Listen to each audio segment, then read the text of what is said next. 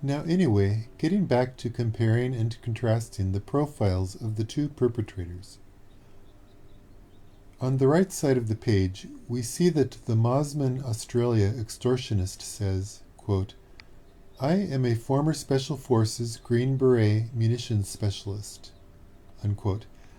Now keep in mind that in Australia, the American Green Berets are a small foreign group. Now moving over to the left side top of the page, the perpetrator in the United States, Colorado, says to Mr. Ramsey, quote, "We are a group of individuals that represent a small foreign faction."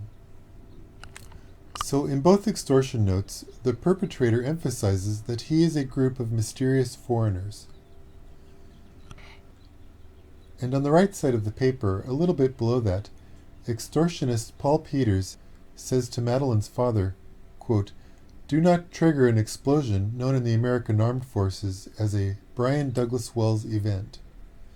Once again, he is reiterating the foreignness of his fictitious group of extortionists.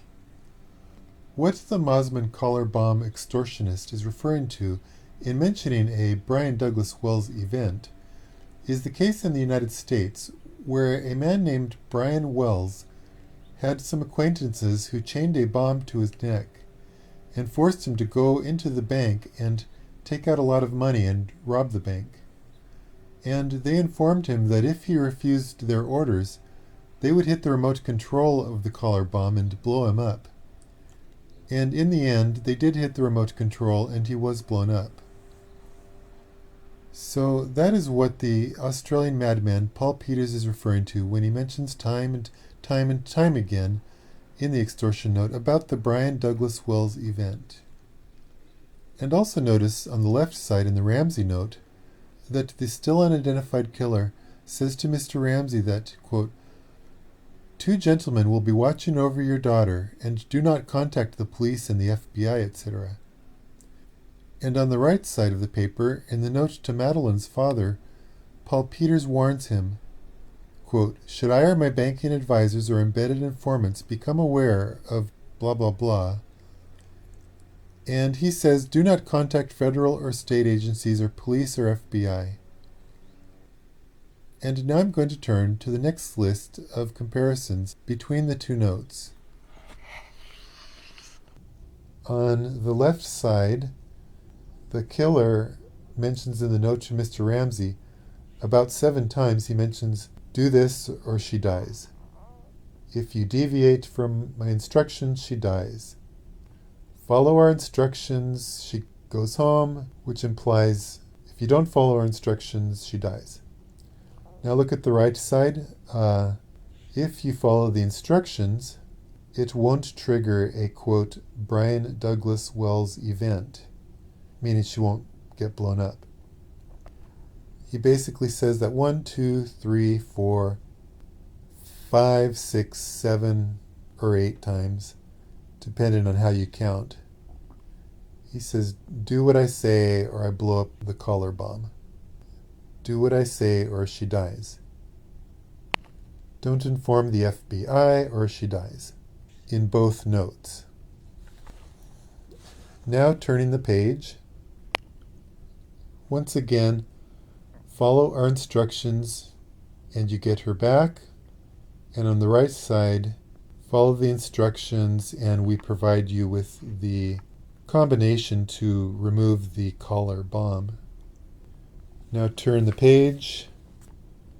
Here he talks about how he monitors everybody. He's acting like he's part of a team, a sinister team of terroristic people. To Mr. Ramsey on the left, "If we monitor you, blah, blah, blah. And there are 2 gentlemen watching over your daughter." And then on the bottom it says, "You and your family are under constant scrutiny."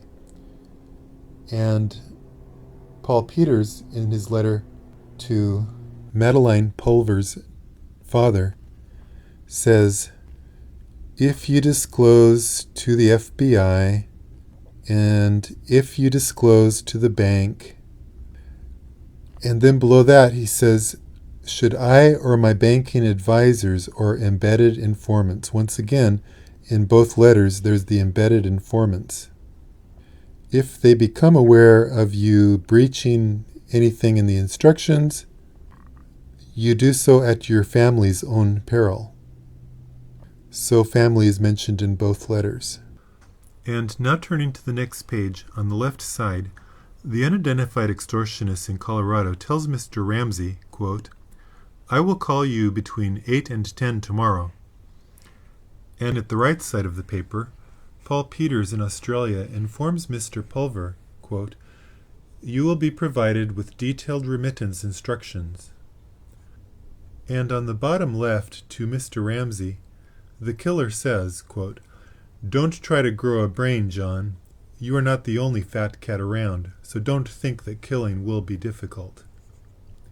And on the right side near the top, Paul Peters conveys a similar attitude when he says to Madeline's father, "So act now and think later, and you will inadvertently trigger a tragically avoidable explosion." Now turning to the next page. On the left side of the note on top, the killer instructs Jonbenet Ramsey's father, quote, "You must follow our instructions to the letter." And then he instructs to, quote, "Make sure that you bring an adequately sized attaché case to the bank," unquote, in order to bring home all the money. And on the right side of the page, we see in the note from Paul Peters in Australia that he refers to his homemade collar bomb as a, quote, "a plastic explosive located inside of a small black combination case." And I count 1, 2, 3, 4, 5 times. Paul Peters simply refers to it as a case. And being that it was made from an attaché case, it almost seems odd that he never calls it an attaché case. Just as it seems odd that in the Jonbenet ransom note in Colorado, the supposed kidnapper would think to add the instructions to be sure that you bring an adequately sized attaché case to the bank to fill up with money. On a side note, Paul Peters' brother had once been arrested for bringing a very large amount of money from some Asian country into Australia in a private airplane. So it could be that in banking industry or in some criminal enterprises such as money laundering or money smuggling, it could be that some people forget to bring adequately sized attaché cases to the bank to bring home all the money. And now we turn to the signature on the bottom right in the Madeline Pulver ransom note.